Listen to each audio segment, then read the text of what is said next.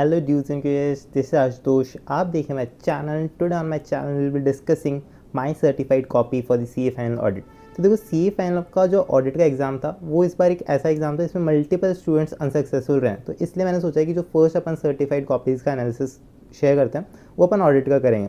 So without the further रू let's get started. तो देखो जो अपना ऑडिट का एग्ज़ाम होता है उसमें थोड़ा सा स्पेशल होता है बाकी सब्जेक्ट्स के कंपैरिजन में, क्योंकि बाकी सब्जेक्ट्स में ऐसा होता है कि अपन को अगर अंडरस्टैंडिंग है तो अपन उस सब्जेक्ट को ईज कर सकते हैं, बट इन दी ऑडिट अपन को अंडरस्टैंडिंग तो होनी चाहिए, साथ में अपन को वो रटा हुआ भी होना चाहिए. Because rote learning in audit is very crucial, because ICAI के जो एग्जामिनर्स होते हैं वो मार्क्स आपको तभी अलॉट करते हैं जब आपका जो रिटर्न जो भी आपका रिटर्न कंटेंट है वो एग्जैक्ट उनके सजेस्टेड आंसर की से मैच हो रहा हो. वो कैसे करते हैं मैं अभी आपको एग्जाम्पल भी देने वाला हूँ इस वीडियो में. और ऐसा नहीं है कि वो बहुत ही ज़्यादा डीप में चेकिंग करेंगे या फिर आप बहुत ही ज़्यादा एक्सपेक्ट कर सकते हो उन लोगों से. आपको अंडरस्टैंडिंग होनी चाहिए, रॉट लर्न भी होना चाहिए, और साथ में आपको ये भी आना चाहिए कि आपको आंसर कैसे लिखना है. बिकॉज अगर आपने आंसर ऐसा लिख दिया जहाँ पे उनको जो रिलेवेंट कंटेंट है वो नहीं दिख रहा, तो ज़्यादा मेहनत नहीं करेंगे कि आपका पूरा आंसर अच्छे से स्कैन करें. वो बस इतना सा करेंगे कि ऊपर ऊपर से देख लेंगे, एंड फिर अगर उनको नहीं दिखता है तो उसके मार्क्स आपको अलॉट नहीं करेंगे, इवन दो हो सकता है आपने सही लिखा हो. तो उसके लिए आपको डेफिनेटली उनको मतलब थाली में खाना परोस के देना है, मतलब आपको थाली में कंटेंट परोस के देना है, तभी वो उसके मार्क्स देने वाले हैं. वो भी अपन चेकआउट करेंगे. एंड ऐसा नहीं है कि जो मार्क्स हैं वो ज़्यादा कटते ही हैं, कभी कभी एडिशनल मार्क्स वो दे भी देते हैं, but most of the cases में ये होता है कि एडिशनल मार्क्स वो काट लेते हैं. अगर मेरे पर्सनली बात करूँ तो मेरे 77 मार्क्स आए इन दी ऑडिट. बट अगर आप अभी देखोगे तो अगर वो अच्छे से चेक करते हैं तो हो सकते हैं 4-5 मार्क्स ज़्यादा भी आ सकते थे. बट ठीक है, अभी जो आए उसका अपन कुछ कर नहीं सकते. और दूसरा एक और चीज़ रहती है कि एक ही चीज़ आ जाती है कि चलो जो डिस्क्रिप्टिव है उसमें तो कैसे ही मार्क्स आ सकते हैं, बट अपन को MCQs में भी अच्छे से करके आना है. MCQs में इस बार के MCQs थोड़े से ट्रिकी थे, मेरी 24 मार्क्स आए थे. बट अगर MCQs में अपन जितने ज़्यादा स्कोर करेंगे उतना ज़्यादा चांस हो जाता है अपने पास होने का, क्योंकि MCQs में कहीं भी कोई भी सब्जेक्टिविटी नहीं हो सकती. MCQs में तो जो आप करके आए हो उसी के आपको मार्क्स मिलने वाले हैं. तो अपन अपना एनालिसिस चालू करते हैं. सो पहली बात तो जो फर्स्ट पेज रहता है ना, इसमें आपको बहुत ज़्यादा ऐसा नहीं है कि आपको जो मतलब काफ़ी स्टूडेंट्स क्या करते हैं ये ऑडिट को भी पूरा लिखेंगे. इवन यहाँ पे जो एक वर्ड में नंबर लिखना आता है उसको भी पूरा करोड़ एंड लैक्स वगैरह में करेंगे, तो वो सब करने में आपको इतना टाइम वेस्ट करना नहीं है, क्योंकि ये वाली जो चीज़ें होती हैं ये बहुत ज़्यादा इरेलेवेंट होती हैं. इनका प्रैक्टिकली उतना ज़्यादा पर्पज़ होता नहीं है. जो अपने यहाँ पे स्टिकर लगता है ना मेन, उसी से आपकी कॉपी आइडेंटिफाई होती है. तो यहाँ पे आपको बहुत ज़्यादा टाइम वेस्ट नहीं करना. इवन आप अगर मेरे OMR शीट पे ये सर्कल्स भी देखोगे तो ये भी आप देखोगे कि मैंने पेंसिल से बना रखे हैं. तो इधर भी आपको बहुत ज़्यादा टाइम वेस्ट नहीं करना. काफ़ी लोग पेंसिल से बनाते हैं फिर उसको पेन से वापस करते हैं, तो वो चीज़ आपको नहीं करनी है. तो अब अपन आते हैं मेन कॉपी पे. तो जब भी आप मेन कॉपी में आंसर करोगे तो पहली चीज़ तो आपको हमेशा उन क्वेश्चन से स्टार्ट करना है जो कि आपको सबसे ज़्यादा आते हैं, क्योंकि एग्जामिनर के मन में एक इंप्रेशन बनाना पड़ेगा आपको अपना. क्योंकि एग्जामिनर जैसे मैंने आपको बताया कि आप बहुत ज़्यादा उनसे एक्सपेक्ट नहीं कर सकते. अगर आपका शुरू में उनके पास इंप्रेशन ऐसा चला गया कि अगर सपोज शुरू में आपने कोई ऐसा क्वेश्चन कर दिया जो आपको बहुत ज़्यादा नहीं आता था, तो हो सकता है शुरू वाला क्वेश्चन तो उन्होंने ढंग से चेक किया, बट उसके बाद में उनके मन में एक इंप्रेशन पड़ जाएगा कि आप एक ब्रिलियंट स्टूडेंट नहीं हो, तो फिर वो आपकी कॉपी आगे कॉपी उसी तरीके से चेक करने वाले हैं. जबकि अगर शुरू में उनका इंप्रेशन पड़ गया कि आप जो लिखते हो तो सही लिखते हो, तो हो सकता है आपको कहीं पे 1-2 मार्क्स एडिशनल में मिल जाए. तो वो चीज़ आपको हमेशा ध्यान में रख के चलनी है. ये सब चीज़ आपको कब डिसाइड करनी है, जब आपको 15 मिनट्स मिलते हैं रीडिंग टाइम में, तो आपको वहाँ पे 2 चीज़ें करनी होती हैं. पहली बात तो ये कि कौन सा क्वेश्चन आपको लीव करना है वो आपको देखना है. दूसरी बात आपको देखना है कि कौन सा क्वेश्चन आपको किस ऑर्डर में करना है. तो देखो क्वेश्चन आपको सीरियली करने की जरूरत नहीं है, आप किसी भी ऑर्डर में कर सकते हो. बस ये याद रखना कि जो भी आप क्वेश्चन के पार्ट्स कर रहे हो उनको एक साथ करना. पार्ट्स को ऊपर नीचे आप कर सकते हो, बट पार्ट्स को करना एक साथ में. तो वो चीज़ अपन यहाँ पे देखने वाला है. दूसरा, कितना आपको रॉट लर्न करना है, कितनी एग्जैक्ट लैंग्वेज मैच होनी चाहिए, वो सब भी अपन यहाँ पे देखने वाला है. तो स्टे ट्यून फॉर दैट. तो अगर अपन फर्स्ट क्वेश्चन से आए तो मैंने क्वेश्चन नंबर 5 भी मतलब क्वेश्चन नंबर 5 शुरू से किया था, क्योंकि क्वेश्चन नंबर 5 में सबसे ज़्यादा आता था. एंड क्वेश्चन नंबर 5 में भी जो क्वेश्चन नंबर 5B है वो मुझे सबसे ज़्यादा आता था, तो मैंने स्टार्ट में किया. आप देखोगे तो मुझे 5 आउट ऑफ 5 यहाँ पे मिले हैं. तो देखो जो क्वेश्चन 5B था, एक मिनट, इसका मैंने यहाँ पे आपको जो सजेस्टेड आंसर है वो भी यहाँ पे मैंने खोल रखा है. इसकी मैंने एक तरीके से आंसर की बना ली है. तो अगर आप यहाँ पे देखोगे क्वेश्चन नंबर 5B, ये कौन सा है, 4B 5B, ठीक है, आई थिंक यही 5B है, नहीं 4B है, ठीक है. तो क्वेश्चन नंबर 5B अगर आप देखोगे तो यहाँ से आपको पूछा है कि इंटरनल कंट्रोल्स के रिगार्डिंग क्या रिस्पॉन्सिबिलिटी इंटरनल ऑडिटर की एंड क्या रिपोर्ट वहाँ पे सबमिट करनी है फॉर द एक्शन टेकन. ठीक है, तो यहाँ पे पहले तो आपको रिस्पॉन्सिबिलिटी लिखनी थी फर्स्ट पार्ट में. तो अगर आप यहाँ पे देखोगे ये वाला जो पोर्शन है, बस इतना सा पोर्शन आपको 1 मार्क्स दिला देगा. बाकी जितना भी कंटेंट मैंने लिखा है इसकी यहाँ पे कोई भी मार्क्स है नहीं. ठीक है, तो ये चीज़ आपको यहाँ पे देखते हुए चलनी है. अगर आप इनका सजेस्टेड आंसर देखोगे तो जो शुरू का जो पोर्शन है ना, इसमें अगर आप नोटिस करोगे तो इतना सारा कंटेंट लिख रखा है। तो इतना सारा कंटेंट आपको लिखने की ज़रूरत है नहीं, आपको सिर्फ जो कीवर्ड्स होते हैं उन पे आपको फोकस करना है, तो वो यहाँ पे अपन को लिख देना है। तो ये जो 2 कीवर्ड आप देखोगे, तो ये आप देखोगे तो एग्जैक्ट मेरी जो कॉपी है उसमें लिखे हुए हैं, तो इनके मुझे मार्क्स यहाँ पे मिल गए हैं। उसके बाद जो इसका सेकंड पार्ट है, सेकंड पार्ट में एक्शन टेकन रिपोर्ट लिखने का एक पॉइंट है, और एक्शन टेकन रिपोर्ट में क्या क्या आना चाहिए उसको लिखने का 3 मार्क्स है। तो अगर आप यहाँ पे देखोगे तो एक्शन टेकन रिपोर्ट ये मैंने लिख दी, और ये आप देखोगे पॉइंट्स, तो पॉइंट्स के यहाँ पे 3 मार्क्स मुझे यहाँ पे मिल गए हैं। अगर आप पॉइंट्स को भी देखोगे तो देखो reference to the prior period reporting, reference to the prior period reporting यहाँ पे दे रखा है, ठीक है। और अगर आप यहाँ पे देखोगे reference to the previous period reporting, ठीक है, तो ऑलमोस्ट सेम है। उसके बाद आप देखोगे implementation actions agreed by the management during along with the target implementation date, implementation target agreed by the management along with the target implementation date. तो exact almost similar सी लैंग्वेज, तब जाके मुझे यहाँ पे मार्क्स मिल पा रहा है। आप देख रहे होगे थोड़ा बहुत यहाँ पे ऊपर नीचे होगा तो भी आपको मार्क्स मिल जाएंगे, बट ऐसा नहीं है कि आपने वर्ड का मीनिंग ही चेंज कर दिया, तो उस केस में फिर आपको मार्क्स नहीं मिलने वाले, ठीक है। दूसरी एक और चीज़, काफ़ी लोग मुझे अपनी सर्टिफाइड कॉपीज़ भी भेज रहे थे, तो देखो एक चीज़ आपको देखनी है कि आपको हमेशा ऐसी राइटिंग लिखनी है कि वो लेजिबल हो। देखो इस पॉइंट पे आके आप अपनी राइटिंग तो चेंज नहीं कर सकते, बट एक चीज़ आप इंश्योर कर सकते हो कि एटलीस्ट हम थोड़ा खुला खुला लिख दें, ताकि एग्जामिनर को पढ़ने में आसानी हो।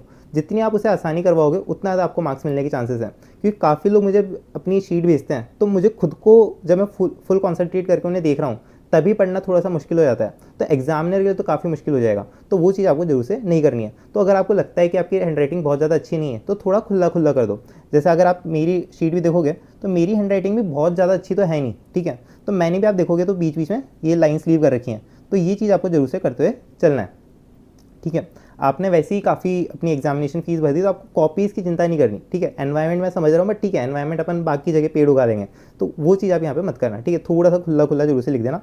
एंड एक आपका कोई भी पार्ट कंप्लीट हो जाए ना, उसके बाद पूरा पेज जहाँ पे वो कंप्लीट हुआ वहाँ से पूरा लीव कर देना। जैसे अगर आप देखोगे तो यहाँ पे मेरा ये कंप्लीट हो गया, तो इसके बाद ये मैंने जो पूरा पेज है ये मैंने पूरा लीव कर दिया यहाँ पे, और जो अगला पार्ट है वो नेक्स्ट पेज से स्टार्ट किया।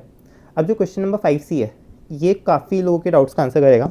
काफ़ी लोग बोलते हैं कि हमें जो प्रोफेशनल एथिक्स है उसमें कई बार समझ नहीं आता कि हमें कौन सा पार्ट लिखना चाहिए, फिर कौन सा क्लॉज लिखना चाहिए। तो काफ़ी लोग रिकमेंड करते हैं कि यहाँ पे एडिशनल क्लॉज लिखाओ। तो देखो एडिशनल क्लॉज आप जरूर से लिखाना, क्योंकि अगर आपको कहीं भी लग रहा है ना डाउट है, तो एडिशनल क्लॉज आप जरूर से लिख देना। बट एक चीज़ इंश्योर करना कि आप एडिशनल क्लॉज में ऐसा नहीं है कि अगर आपको सपोज एक क्लॉज में डाउट है तो आपने एक लिख दिया वो ठीक है, बट अगर सपोज आपको बिल्कुल ही डाउट है तो आपने क्या किया 4-5 क्लॉज एक साथ लिख दिए, तो वो चीज़ आपको नहीं करनी है। बिकॉज एक स्टूडेंट ने मुझे अपनी सर्टिफाइड कॉपी भेजी थी जिसमें उसने 4-5 क्लॉज एक साथ लिख दिए थे, एंड वहाँ पे उसको मार्क्स नहीं अलॉट हुए थे, तो वो चीज़ आप जरूर से मत करना, ठीक है। 1-2 क्लॉज में डाउट है तो वो जरूर से आप लिख देना। अब जैसे आप यहाँ पे देखोगे तो ये वाला जो क्वेश्चन था 5 इसमें क्लॉज 7 भी यूज़ हुआ है, इसमें क्लॉज 8 भी यूज़ हुआ है, इसमें देन आपका क्लॉज 7 और 8 यूज़ हुआ है। उसके बाद इन्होंने आप एक समरी दे दी कि जो ऑडिटर है उसने ग्रॉस नेग्लिजेंस एक्सरसाइज की है, एंड लास्ट में उन्होंने दे दिया कि जो ऑडिटर है वो गिल्टी ऑफ प्रोफेशनल मिसकंडक्ट है।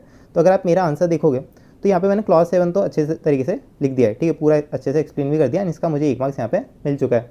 इसके बाद अगर आप देखोगे तो मैंने ये भी लिख दिया कि जो आपका CA करण है, एक मिनट, यहाँ पे मैंने लिखा था, हाँ, CA करण ने ड्यू डिलिजेंस और ग्रॉस नेग्लिजेंस एक्सरसाइज नहीं किया, ड्यू डिलिजेंस एक्सरसाइज नहीं किया और ग्रॉस नेग्लिजेंट था। उसके अलावा मैंने ये भी लिख दिया कि गिल्टी है, तो मुझे 3 पॉइंट के 3 मार्क्स यहाँ पे मिल गए। बट क्योंकि यहाँ पे मैंने क्लॉज नंबर 8 नहीं लिखा तो उसके मार्क्स यहाँ पे मुझे नहीं लिखे।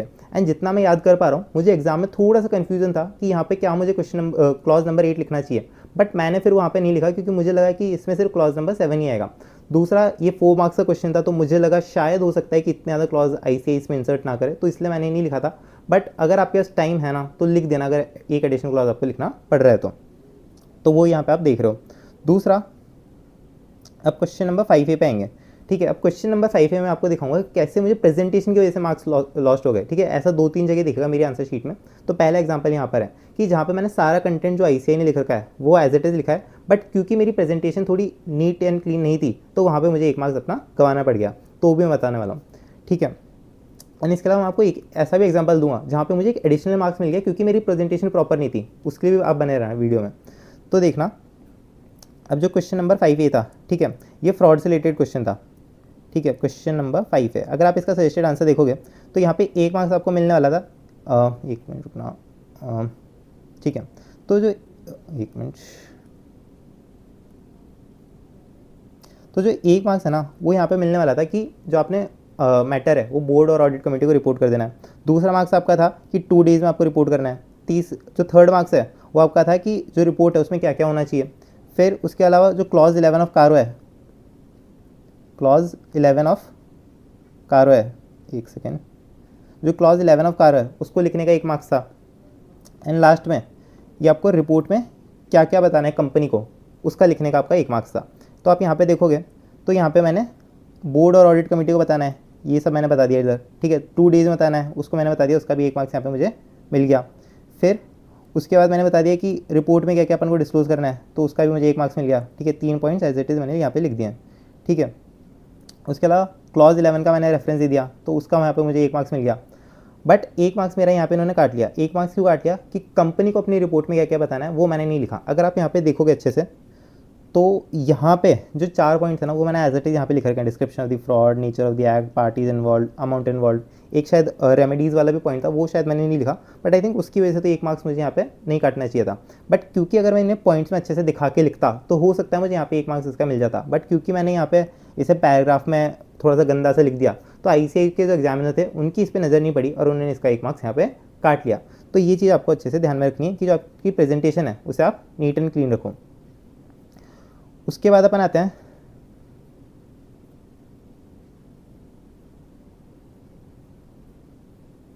ठीक है।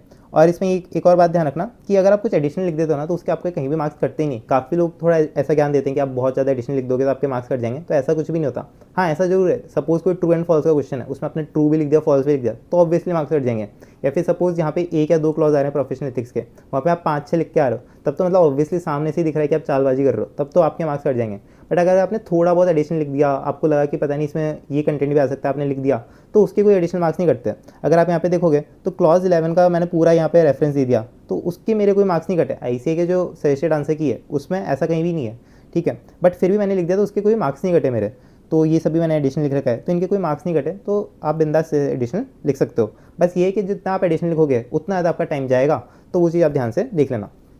उसके अलावा ये 4C ईजी चैप्टर का, ठीक है, सबसे ईजी चैप्टर होता है, सबसे छोटा चैप्टर होता है, कंफर्म इसका 1 मार्क्स 1 क्वेश्चन आपका एग्जाम में आता ही है। तो ये वाला चैप्टर आपको हमेशा करके जाना है। एंड इसमें जो क्वेश्चन होते हैं वो सिमिलर टाइप के क्वेश्चन ही आते हैं। एक आपको इशू दे देगा, आपको जो क्लॉज है उसको आइडेंटिफाई करना रहता है एंड उसके जो पॉइंट्स होते हैं वो आपको लिखने रहते हैं। तो 3-4 पॉइंट आप लर्न करके चल जाना, वो मोर देन इनफ रहता है। उसके रिलेटेड भी आपको यहाँ पे बात बताने वाला हूँ। तो देखो ये प्रिंसिपल नंबर 6 का था, तो ये मैंने क्लॉज आइडेंटिफाई कर दिया, इसका मुझे डायरेक्ट इधर 1 मार्क्स मिल गया।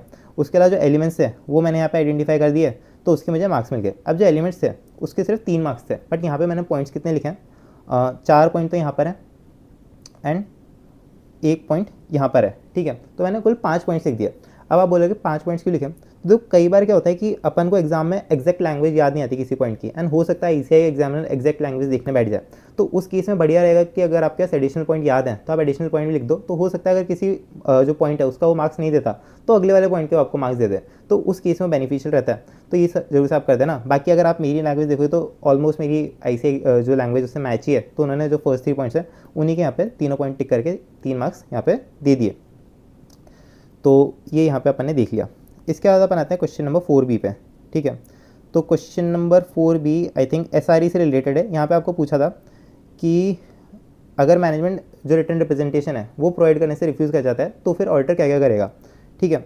तो यहाँ पे जो 5 पॉइंट्स है उन सबका 1-1 मार्क्स था, ठीक है। तो यहाँ पे भी अगर आप देखोगे तो आई थिंक मैंने 1 पॉइंट एडिशनल लिख रखा है, तो ठीक है, जो एडिशनल पॉइंट है उसका आपको कोई मार्क्स कटता नहीं है, तो वो चीज़ आप जरूर से कर सकते हो। बाकी आप लैंग्वेज देखोगे तो 1 मिनट में आपको मैच करा देता हूँ कौन सा क्वेश्चन था ये, 4B, ठीक है। तो अब यहाँ पे देखोगे आप क्वेश्चन नंबर 4B एक बार अपन निकालते हैं। तो क्वेश्चन नंबर 4B, अब यहाँ पे जो SRE वगैरह लिखा है ना, ये इसका कोई मार्क्स यहाँ पे अलॉटेड नहीं है, ऑल्दो मैंने लिख रखा अपने एग्जाम में, बट इसका कोई मार्क्स नहीं है, ठीक है। तो अगर आपको याद है तो आप लिख सकते हो, याद नहीं है तो मत लिखना, ठीक है। गलत मत लिख के आना, गलत लिखोगे तो हो सकता है इसे उसके मार्क्स काट ले, क्योंकि वहाँ पे साफ साफ दिखता है कि आपको जो क्वेश्चन का जो कंटेंट है वो पूरा अच्छे से अंडरस्टैंड नहीं है अगर आप गलत लिख रहे हो तो अगर याद नहीं है तो मत लिखना, ठीक है। बट ऐसा मत करना है कि गलत लिख दिया, तो वो चीज़ आप कर लेना। बाकी अगर आप मेरी लैंग्वेज देखोगे तो discuss the matter with the management and those charge with governance, discuss the matter with the management or those charged with governance, reevaluate the integrity of the management and evaluate its effect, reevaluate the integrity and its effect, ठीक है। तो almost मेरी जो language है वो same है, ठीक है। बाकी देखो take appropriate action, take appropriate action, तो यहाँ पे जो लैंग्वेज है वो ऑलमोस्ट मेरी सेम है, तो अगेन मुझे जो मार्क्स हैं वो यहाँ पे पूरे मिल रहे हैं। अगर मेरी लैंग्वेज हो सकता है थोड़ी बहुत ऊपर नीचे हो जाए तो उसके भी जनरली मुझे मार्क्स मिल जाते हैं, बट वो डिपेंड करता है एग्जामिनर टू एग्जामिनर। कुछ एग्जामिनर होते हैं जो exact word to word match करते हैं, बाकी मोस्ट ऑफ द एग्जामिनर अगर आपने कीवर्ड लिख दिया है तो उसके आपको मार्क्स मिल जाने वाले हैं। इसके बाद अपन आएंगे क्वेश्चन नंबर 4A पे, ठीक है। एंड जो क्वेश्चन नंबर 4A है, हाँ इसमें मुझे एक स्पेशल बात बतानी थी। अब जो क्वेश्चन नंबर 4A है ना, यहाँ पे मेरा पूरा कंटेंट करेक्ट था, बस जो एंड में जो कंक्लूजन था वो मैंने गलत लिख दिया। तो क्या यहाँ पे मेरे सारे मार्क्स कट जाने चाहिए? तो ऐसा नहीं है, क्योंकि ICAI के एग्जाम में स्टेप वाइज मार्किंग होती है, तो जितना भी मेरा करेक्ट कंटेंट था उसके मुझे सारे मार्क्स मिले, बस जो 1 मार्क्स कंक्लूजन का था वो यहाँ पे कट कर लिया, यानी कि 5 में से मुझे 4 मार्क्स यहाँ पे अलॉट हुए हैं। तो क्वेश्चन नंबर 4A पे अपन आते हैं। तो देखो क्वेश्चन नंबर 4A था, हाँ इसमें एक और बात थी, जो क्वेश्चन नंबर 4A था ये जो ऐसे 500 में आपका मैनेजमेंट जो एक्सपर्ट होता है उससे रिलेटेड क्वेश्चन था। अब जो मैनेजमेंट एक्सपर्ट होता है ना, उसमें काफ़ी सारे आपके पॉइंट्स होते हैं कि उसकी इंटीग्रिटी अपन कैसे फाइंड आउट करेंगे, उसके अपन क्वालिफिकेशन कैसे फाइंड आउट करेंगे, उसके वर्क की अंडरस्टैंडिंग कैसे अपन लेंगे, उसका कितना वर्क अपन को नेचर टाइमिंग एक्सटेंट कितना यूज़ करना है वो सब अपन कैसे डिटरमाइन करेंगे। तो ऐसे मल्टीपल पॉइंट्स रहते हैं। तो अब मुझे एग्जाम में समझ नहीं आ रहा था कि मुझे कौन सा पॉइंट लिखना है, तो मैंने क्या किया था, मैंने सारे पॉइंट्स लिख दिए थे, क्योंकि मेरे पास टाइम था तो मैंने सारे पॉइंट्स लिख दिए थे। एंड यहाँ पे आप देखोगे तो ICAI ने जो सिर्फ उनके सजेस्टेड आंसर में कवर्ड पॉइंट्स है उनके मार्क्स दिए, एंड जो एडिशनल पॉइंट्स हैं उसके मार्क्स नहीं काटे। दूसरा जो कंक्लूजन मैंने गलत दे दिया, सिर्फ उसका 1 मार्क्स काटा है, बाकी पूरे जो कंटेंट है उसका मुझे उन्होंने पूरे मार्क्स दिए। तो यहाँ पे अगर देखोगे तो कि मैनेजमेंट एक्सपर्ट का वर्क यूज़ करने से पहले अपन को क्या क्या चीज़ देखनी चाहिए, उन सब के अपन को मार्क्स दे दिए, ठीक है। उसके अलावा मैंने लिख दिया था कि मैनेजमेंट एक्सपर्ट की कॉम्पिटेंसी आप कैसे देखोगे, तो उसका कोई भी मार्क्स अलॉटेड नहीं था, यहाँ पे कोई भी मार्क्स उसका दिया भी नहीं है ICAI ने। उसके बाद था कि मैनेजमेंट जो एक्सपर्ट है उसके जो वर्क उसको अपन को एज ऑडिट एविडेंस यूज़ करना है कि नहीं, तो उसके 2 मार्क्स थे, तो अगेन मुझे यहाँ पे 2 मार्क्स मिल गए, ऑल्दो मैंने पॉइंट यहाँ पे 3 लिख दिए थे। उसके अलावा कि जो मैनेजमेंट एक्सपर्ट वर्क है उसे अपन कितना यूज़ करेंगे, तो वो भी मैंने यहाँ लिख दिया था, तो इसका भी अगेन कोई मार्क्स अलॉट हुआ नहीं है। और यहाँ पे जो मैंने कंक्लूजन है वो गलत लिख दिया था, कंक्लूजन में मे नॉट रिलाई, जबकि मैंने लिख दिया मे रिलाई, तो इसका यहाँ पे मुझे 1 मार्क्स काट दिया एंड 4 मार्क्स यहाँ पे मुझे अलॉट हो गए। तो इस तरीके से आपकी मार्किंग रहती है। मतलब बेसिक आपको यहाँ तक क्लियर हो गया होगा कि ICAI के एग्जाम में किस तरीके से मार्किंग होती है, आपको किस तरीके से जो आंसर्स हैं उनको लिख के आना है। अब उसके बाद अपन आते हैं question number 3B। Question number 3B again ये ऐसा क्वेश्चन है जहाँ पे शायद मुझे 1 मार्क्स अलॉट हो सकता था, बट ICAI ने नहीं किया, क्योंकि मेरी प्रेजेंटेशन थोड़ी सी डिफर कर गई ICAI की प्रेजेंटेशन से। एंड यहाँ पे ऐसा भी नहीं कि मैंने बहुत ज़्यादा कंजस्टेड लिख दिया, मैंने बहुत खुला लिखा था, बट शायद ICAI के जो एग्जामिनर थे उसने थोड़ा सा ओवरलुक कर दिया उस चीज़ को, एंड मेरे 1 मार्क्स यहाँ पे डिडक्ट कर लिए। अगर आप देखोगे तो क्वेश्चन नंबर 3B आपका KYC नॉर्म से रिलेटेड था। तो क्वेश्चन नंबर 3B में यहाँ पे 5 मार्क्स का क्वेश्चन था। 1 मार्क्स आपका अलॉटेड था फॉर सी इन प्रैक्टिस लिखने का, 1 मार्क्स आपका अलॉटेड था कि जो कंक्लूजन है या फिर जो कंटेंशन है वो वैलिड नहीं है, ठीक है, इनकरेक्ट है ये लिखने का, और बाकी 3 मार्क्स आपके अलॉटेड थे ये 3 तरह की जो इन्फॉर्मेशन अपन को प्रोवाइड करनी होती है इन सब का। तो आप यहाँ पे देखोगे जो 3 तरह की इन्फॉर्मेशन है, जनरल इन्फॉर्मेशन है, उसके अंदर के जो पॉइंट्स हैं, अगेन फिर उसके बाद आपकी engagement information and regulatory information, and जो इनके अंदर के पॉइंट्स हैं ये सारे एक्जैक्ट मेरे ICAI के आंसर से मैच हो रहे हैं, तो इनकी 1 पॉइंट मुझे मिल गए, यानी कि 3 मार्क्स यहाँ पे मुझे अलॉट हो गए।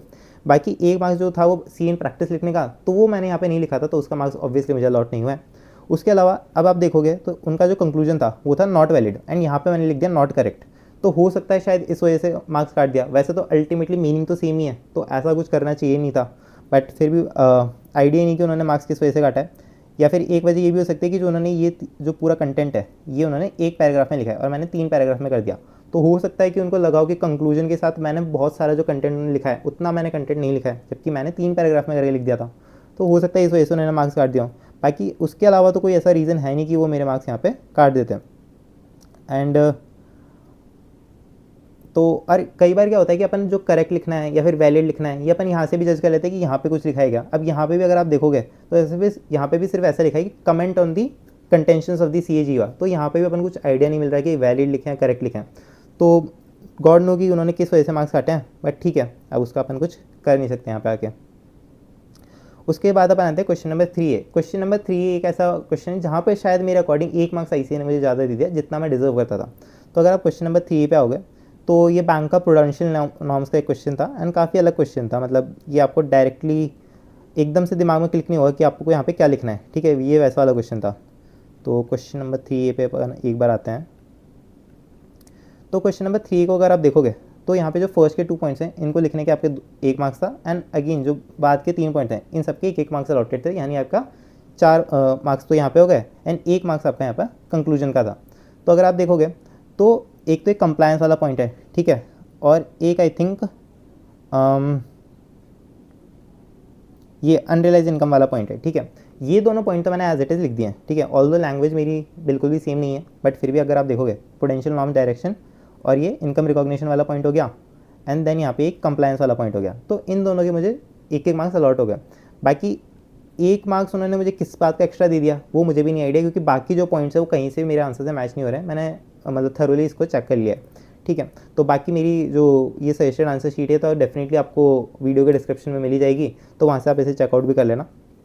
तो मे भी हो सकता है कि जो मेरी प्रेजेंटेशन थी, क्योंकि मुझे यहाँ पे नहीं आता था ये जो क्वेश्चन था, तो मैंने यहाँ पे थोड़ी सी डिसऑर्डर्ड प्रेजेंटेशन कर दी थी। अगर आप मेरे पहले ही क्वेश्चन देखोगे तो आप देखो कितनी खुली खुली प्रेजेंटेशन है, जबकि आप ये वाला क्वेश्चन देखोगे थोड़ी सी आपको कंजस्टेड प्रेजेंटेशन दिखेगी। तो इस टाइप की जब प्रेजेंटेशन होती है ना, और 1-2 पॉइंट भी एग्जामिनर को आपके मिल जाते हैं, तो चांसेस रहते हैं कि आपको 1-2 मार्क्स एक्स्ट्रा देते हैं। तो शायद यही वही चीज़ यहाँ पे हुई है, तो मुझे 1 मार्क्स यहाँ पे एक्स्ट्रा दे दिया।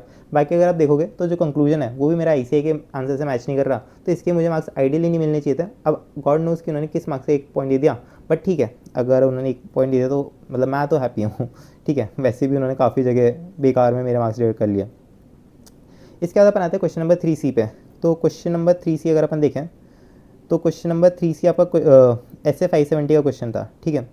तो यहाँ पे मुझे 4 में से 3 मार्क्स मिले, एंड यहाँ पे भी अगेन जो मेरा जो मार्क्स एक डायरेक्ट हुआ है वो मेरी प्रेजेंटेशन की वजह से हुआ है, क्योंकि यहाँ पे आप देखोगे तो एग्जैक्ट मेरा आंसर ICAI के आंसर से मैच कर रहा है। तो यहाँ पे 4 मार्क्स का क्वेश्चन था, जिसमें जो 1 मार्क्स है वो था आपका ऐसे 570 का जो डिस्क्रिप्शन होता है वो देने का था, ठीक है। ये आपका डिस्क्रिप्शन कॉमन डिस्क्रिप्शन होता है, काफ़ी जगह आता है, तो ये देने का आपका 1 मार्क्स था। एंड ऐसे 570 का कोई भी क्वेश्चन हो ये चीज़ आपको लिखनी होती है ऑब्वियसली, तो इस चीज़ का 1 मार्क्स हो गया। उसके अलावा जो 1 मार्क्स था वो इसका था, ये material uncertainty relating to going concern करके अपन को एक एडिशनल पैरा देना पड़ेगा, उस चीज़ का मार्क्स था। एंड उस पैरा से अपन को क्या क्या करना है उन चीज़ों का 1 मार्क्स था। तो 3 मार्क्स तो यहाँ पे मुझे मिल गए। 1 मार्क्स था कि यहाँ पे अपन को अनमॉडिफाइड ओपिनियन देना है, जो कि मैंने यहाँ पे लिखा भी है, एंड एक्सप्रेस है अनमॉडिफाइड ओपिनियन, ठीक है। बट शायद ICAI के आंसर जो एग्जामिनर थे उन्होंने इसे ओवरलुक कर दिया, क्योंकि यहाँ पे जो प्रेजेंटेशन है उन्होंने पॉइंट में लिख रखा है, जबकि मैंने ये पैराग्राफ फॉर्म में लिख दिया। तो हो सकता है इसका मुझे 1 मार्क्स यहाँ पे डायरेक्ट हो गया। तो आपको भी कोशिश करनी है कि जितना हो सके अपने आंसर्स को इन दी पॉइंट फॉर्म लिखो, ठीक है। पैराग्राफ फॉर्म में जैसे आपने पहले भी देखा कि पहले मेरे 1-2 पॉइंट करेक्ट थे, बट क्योंकि मैंने वो पैराग्राफ फॉर्म में लिख दिए थे तो वहाँ पे मुझे आंसर नहीं मिले। तो आपको हमेशा कोशिश करनी है कि अगर आपको आंसर आता है तो आपको हमेशा उसे पैराग्राफ फॉर्म में लिखना है। तो ये चीज़ आपको जरूर से करके आनी है। इसके बाद आप देखोगे कि यहाँ पे मेरा सिर्फ 1 लाइन में आंसर खत्म हो रहा है, बट फिर भी मैंने पूरा पेज यहाँ पे लीव कर दिया है। तो ये चीज़ आपको हमेशा देख के चलनी है कि आपको जो प्रेजेंटेशन है वो हमेशा खुली खुली रखनी है। इसके बाद अपन आते हैं क्वेश्चन नंबर 1A पे। अब क्वेश्चन नंबर 1A आप देखोगे तो क्वेश्चन नंबर 1A में वैसे तो आई थिंक बहुत ज़्यादा आपको एक्सप्लेन करने के लिए कुछ है नहीं, क्योंकि अपन ये सारी चीज़ें ऑलरेडी डिस्कस कर चुके हैं। तो क्वेश्चन नंबर 1A में पहले तो अपन को ऐसे 501 का क्वेश्चन था, जैसे 501 मैंने यहाँ पे लिख दिया। ऐसे 240 यहाँ पे कहीं भी यूज़ नहीं हो रहा, बट मैंने एडिशनल लिख दिया तो उसके कोई भी मार्क्स नहीं कटते हैं। तो अगर आपको कहीं भी कुछ कन्फ्यूजन है तो आप एडिशनल लिख सकते हो बिंदास, तो उसके आपके मार्क्स नहीं कटते हैं। बाकी यहाँ पे ऐसे 580 का अपन को रेफरेंस देना था, जो कि मैंने यहाँ पे नहीं दिया, तो अगेन मेरे उसके 1 मार्क्स यहाँ पे कट हो गए। बाकी जो 4 मार्क्स है वो मुझे एज इट इज़ मिल गई, क्योंकि एक मैंने जो हर एक पॉइंट था उसका 1 मार्क्स था, और यहाँ पे मैंने तो काफ़ी सारे पॉइंट लिख दिए थे, तो ऑब्वियसली मुझे 4 आउट ऑफ 4 मिल गया। एंड 1 मार्क्स जो था वो ऐसे 580 को ना लिखने का यहाँ पे कट गया है, ठीक है। तो ये हो गया। इसके बाद अपन आते हैं क्वेश्चन नंबर 1B पे। क्वेश्चन नंबर 1B में अपन को आई थिंक एम्फेसिस और मेटा पैराग्राफ ड्राफ्ट करना था, ठीक है। तो यहाँ पे मुझे 2 आउट ऑफ 5 मार्क्स मिले हैं, एंड शायद ये वाला क्वेश्चन एक ऐसा है जिसमें मुझे मतलब 50% से कम मार्क्स मिले इन द डिस्क्रिप्टिव क्वेश्चंस। तो अगर आप यहाँ पे देखोगे तो 1 मार्क्स तो आपका ऐसे 706 का रेफरेंस देने का था, एम्फेसिस और मेटा पैराग्राफ अपन को बताना था कि यहाँ पे एम्फेसिस और मेटा पैराग्राफ आने वाला है। 1 मार्क्स यहाँ पे था कि एम्फेसिस और मेटा पैराग्राफ में क्या क्या आता है। तो मैंने एम्फेसिस और मेटा पैराग्राफ की डेफिनेशन तो यहाँ पे लिख दी है, बट उसमें क्या क्या आता है वो मैंने यहाँ पे नहीं लिखा था, तो उसका 1 मार्क्स यहाँ पे कट हो गया। उसके अलावा एम्फेसिस और मेटा पैराग्राफ अपन को यहाँ पे ड्रॉ भी करना था, तो एम्फेसिस और मेटा पैराग्राफ मैंने यहाँ पे बनाया भी सही। एंड अगर आप देखोगे तो अगर आप ये वाला पूरा देखोगे ना, तो एग्जैक्ट जो ICAI का सजेस्टेड आंसर में उससे एग्जैक्ट ये मैच हो रहा है। बट शायद मैंने यहाँ पे कुछ एडिशनल लिख दिया, इसकी वजह से शायद तक उन्होंने मेरा 1 मार्क्स यहाँ पे कट कर लिया। अदरवाइज तो मतलब आई थिंक यहाँ पे मार्क्स मेरा डायरेक्ट नहीं होना चाहिए था, बट गॉड नोज उन्होंने क्यों कर दिया। तो 1 मार्क्स यहाँ पे ऐसे 560 का रेफरेंस नहीं दिया मैंने, उसका कट गया। यहाँ पे ऐसे 560 का वही रेफरेंस देना था। उसके अलावा एक मैंने आपको जैसे बताया कि ऐसे जो EM पैराग्राफ है उसमें क्या क्या आता है वो भी आप अपन को बताना था, तो उसका 1 मार्क्स यहाँ पे उन्होंने डिडक्ट कर लिया। बाकी 1 मार्क्स इन्होंने ईवीएम पैराग्राफ के ड्राफ्टिंग में डिडक्ट कर लिया, तो गॉड नोज उन्होंने किस चीज़ का किया है, बट ठीक है जो एक्स्ट्रा मैटर लिखा शायद उस वजह से उन्होंने कर दिया, बट ठीक है जो भी उन्होंने कर दिया। इसके बाद अपन आते हैं क्वेश्चन नंबर 1C पे। क्वेश्चन नंबर 1C में आपको दिखाऊंगा कि यहाँ पे मेरे स्पेलिंग मिस्टेक के कारण मार्क्स कट गए, क्योंकि जो कीवर्ड था उसमें ही मेरी स्पेलिंग मिस्टेक हो गई एंड उसकी वजह से यहाँ पे मेरे मार्क्स कट गए। तो ये मैं आपको दिखाता हूँ। तो देखो जो क्वेश्चन नंबर 1C था इसमें अपन को बताना था कंपाइलेशन एंगेजमेंट जो होती है उसमें अपन को क्या क्या डॉक्यूमेंट करना होता है। तो अगर आप यहाँ पे देखोगे तो बाकी सारी चीज़ें मेरी एज इट इज़ मैच कर रही है एंड जैसे यहाँ पे आपको वो वाली पॉइंट भी याद आएगा जो मैंने आपको बताया था ना कि अगर आपको लगे कि कहीं पे अपन को एडिशनल लिख सकते हैं, एडिशनल 1-2 पॉइंट्स अपन को याद आ रहे हैं तो वो लिख देना। तो वो देखो यहाँ पे, क्योंकि ये जो आप बुक में भी देखोगे ना तो शायद इसमें 4 ही पॉइंट्स हैं, तो मुझे 4 ही पॉइंट्स आते हैं तो मैंने एज इट इज़ लिख दिए थे। अगर मेरे पास 1-2 पॉइंट और भी याद होते हैं तो हो सकता है मैं 1-2 और भी लिख देता और शायद हो सकता है उस जगह मुझे मार्क्स मिल जाते हैं। बट क्योंकि यहाँ पे 4 पॉइंट्स थे तो 4 मैंने यहाँ पे लिखे, तो देखोगे 3 पॉइंट के तो मुझे यहाँ पे मार्क्स मिल गए, 3 टिक यहाँ पे लग रहे हैं। इस पॉइंट को उन्होंने क्रॉस कर दिया एंड इस पॉइंट को उन्होंने क्रॉस करा है, तो यहाँ पे अगर आप देखोगे तो यहाँ पे copy of final version of the compiled financial statement आना चाहिए था, और मैंने यहाँ पे क्या लिख दिया फाइनेंशियल, मतलब मुझे याद है यहाँ पे फाइनली लिखना है बट जल्दी जल्दी मैंने इसे इधर यहाँ पे फाइनेंशियल लिख दिया एंड उसके आगे मैंने ड्राफ्ट भी लिख दिया। तो हो सकता है ICAI को लगाओ कि मुझे कॉन्सेप्ट यहाँ पे क्लियर नहीं है कि यहाँ पे फाइनल वर्जन आना चाहिए, तो इस वजह से उन्होंने यहाँ पे 1 मार्क्स यहाँ पे डिडक्ट कर लिया। तो आप देखोगे पूरा मेरा आंसर सही है, बस एक जो स्पेलिंग मिस्टेक है इस कारण मेरा 1 मार्क्स यहाँ पे डिडक्ट हो गया, तो ये यहाँ पे आ जाता है। उसके बाद हाँ एक और आप बोलोगे कि ऑडिट काफ़ी लोगों को लर्न नहीं होती, आपने एग्जैक्ट लैंग्वेज किस तरीके से लर्न कर रखी है, क्योंकि अगर आप देखोगे तो अगर आप इन्हें कंपेयर करोगे तो एग्जैक्ट लैंग्वेज ऑलमोस्ट मेरी मैच हो रही है, तो आप बोलोगे इस तरीके से कैसे लर्न की। तो इसके लिए मैंने एक ऑडिट की स्ट्रैटेजी वीडियो बनाया था, उसको जरूर से चेकआउट कर लेना। उसमें मैंने एग्जैक्ट बताया कि आपको किस तरीके से ऑडिट को लर्न करना है, क्योंकि इनिशियली मुझे भी ऑडिट को लर्न करने में प्रॉब्लम आती थी, मुझे भी थ्योरी सब्जेक्ट उतने ज़्यादा पसंद है नहीं, बट ऑडिट को मैंने किस तरीके से फिर टैकल किया तो उसको जरूर से आप चेकआउट वहाँ पर कर लेना। तो आगे चलते हैं। क्वेश्चन नंबर 2C, यहाँ पे भी 1 मार्क्स यहाँ पे मेरा काटा है एंड यहाँ पे अगर आप देखोगे तो ICAI का जो आंसर था इसमें काफ़ी बड़ी लैंग्वेज लिख रखी है। ये डिजिटल ऑडिट का एक क्वेश्चन है, मोस्ट ऑफ द लोगों का ये गलत हुआ था, हालांकि मैं इसे पढ़ के गया था। तो ICAI ने तो काफ़ी बड़ी लैंग्वेज लिख रखी है यहाँ पे अगर आप देखोगे तो, ठीक है। बट अगर आप मेरे देखोगे तो मैंने एक पॉइंट में लिख रखी है, तो मे भी शायद उन्होंने सारे ही जो पॉइंट्स हैं उनको मिला के 1 मार्क्स यहाँ पे काट लिया कि जो मेरी लैंग्वेज है वो शायद थोड़ी सी ज़्यादा शॉर्ट है, ठीक है। तो हो सकता है इसका काट लिया। बाकी अगर उन्होंने सिर्फ इस पॉइंट का काटा है मार्क्स तो मैं उससे बहुत ज़्यादा सेटिस्फाइड नहीं होऊंगा, क्योंकि बाकी पॉइंट्स में भी ऐसा नहीं है कि एग्जैक्ट मेरी वर्ड टू वर्ड यहाँ पे लैंग्वेज मैच हो रही है। बाकी क्वेश्चन में फिर भी मैं मान सकता हूँ, बट यहाँ पे तो मैं मानता हूँ कि एग्जैक्ट वर्ड टू वर्ड तो मेरी लैंग्वेज मैच नहीं होगी। तो हो सकता है उन्होंने सारे पॉइंट्स का मिला के 1 मार्क्स यहाँ पे काट लिया हो, क्योंकि जैसे अगर आप फर्स्ट पॉइंट भी देखोगे तो develop and review management strategy periodically, जबकि यहाँ पे क्या है conduct a periodic research assessment and develop a management strategy. तो मतलब इतना बड़ा हो गया ये, तो हो सकता है कि उन्होंने पूरे क्वेश्चन को मिला के 1 मार्क्स मेरा लैंग्वेज का काट लिया हो। इसके बाद अपन आते हैं क्वेश्चन नंबर 2B पे। Question number 2B, question number 2B। सो आप यहाँ पे देखोगे ना कि ये मेरा पूरा क्वेश्चन है ना, अगर आप कॉन्सेप्ट वाइज देखोगे तो पूरा मेरा करेक्ट है एंड यहाँ पे जो क्लॉजेज मैंने लिखे हैं वो भी एज इट इज लिखे हैं जो कि ICAI ने यूज़ किए हैं। तो बट यहाँ पे प्रॉब्लम क्या है, जहाँ पे ICAI ने 2 कीवर्ड ऐसे यूज़ किए हैं जो कि मैंने अपने सजेशन जो कि मैंने अपने आंसर में नहीं लिखे एंड उन दोनों कीवर्ड्स के 1-1 मार्क्स थे, तो उस वजह से यहाँ पे मेरा 1-1 मार्क्स यहाँ पे कट हो गया, यानी कि मुझे यहाँ पे 5 में से 3 मार्क्स मिले। तो अगर आप यहाँ पे देखोगे तो एक तो यहाँ पे अपन को क्लॉज नंबर 7 का रेफरेंस देना था, एक मुझे यहाँ पे क्लॉज नंबर 1 का रेफरेंस देना था एंड एक जो है 1 मार्क्स मेरा उसका था आपकी राइटअप वाली जो काउंसिल जनरल गाइडलाइन है उसका 1 मार्क्स था। तो 3 मार्क्स तो यहाँ पे मुझे एज इट इज़ मिल गए। बाकी अगर आप यहाँ पे देखोगे तो जो आपका ये है, एक तो है कि AI professional is not recognise qualification approved by the ICAI और द सेंट्रल गवर्नमेंट, जबकि मैंने क्या लिख रखा है, मैंने लिखा है कि CA Vineet will be guilty of professional misconduct designated himself as a AI professional as use designation other than the chartered accountant. तो इसका मीनिंग ऑलमोस्ट सिमिलर ही आ रहा है, बट क्योंकि ICAI की लैंग्वेज में मुझे था कि नॉट रिकोगनाइज क्वालिफिकेशन ये मुझे लिखना था, तो ये यहाँ पे मैंने नहीं लिखा, तो इसका यहाँ पे 1 मार्क्स उन्होंने कट कर दिया। बाकी एक यहाँ पे मोनोग्राम्स एंड कैचवर्ड्स, ये वाले जो 2 की पॉइंट्स हैं, कीवर्ड्स हैं, इनको मैंने यूज़ नहीं किया, तो उसका 1 मार्क्स यहाँ कर दिया। बाकी अगर मेरा कंक्लूजन देखोगे तो ऑलमोस्ट सिमिलर कंक्लूजन है, तो उसके यहाँ पे मुझे मार्क्स आइडियली मिलने चाहिए थे, बट जैसा मैंने आपको बताया कि ICAI एग्जाम से आप बहुत ज़्यादा एक्सपेक्ट नहीं कर सकते। एंड दूसरी चीज़, ICAI के जो एग्जाम होता है, स्पेशली जो ऑडिट एग्जाम होता है, वहाँ पे आपको लैंग्वेज को ड्रॉट लर्न करके जाना पड़ेगा। अगर आप थोड़ा सा भी अलग चीज़ यूज़ कर लेते हो तो फिर वहाँ पर आपको मार्क्स नहीं मिलते हैं। उसके बाद अपन आते हैं क्वेश्चन 2A पे, ठीक है, लास्ट क्वेश्चन है ये। जो मैंने किया था।